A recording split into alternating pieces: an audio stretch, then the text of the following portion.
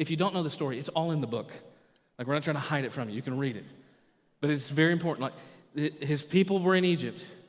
They were slaves. It was harsh. It was terrible. They cry out, and God delivers them miraculously, splits the sea, all the things. And no sooner does the dust settle that they've created an image of a golden calf, and they said, I guess this will be our God. And we look at that and we think, come on.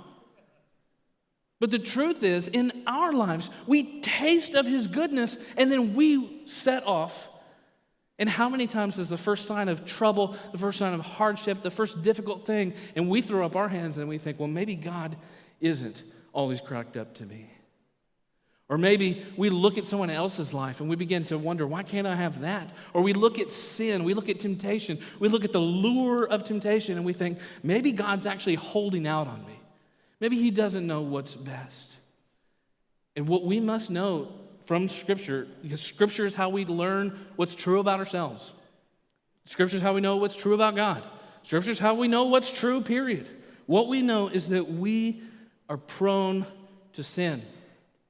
Let's not be filled today with the kind of pride that says, wow, I sure hope so-and-so heard this message.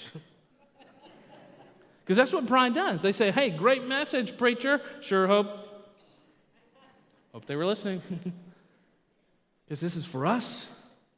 This has got to be for us. We've got to be the kind of people that kick pride in the teeth and say, God, here we are. We have fallen short.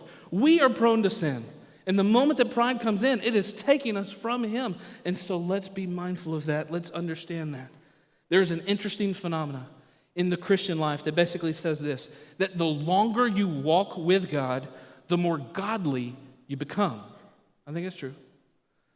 But the more godly you become, the more aware of your own depravity you realize.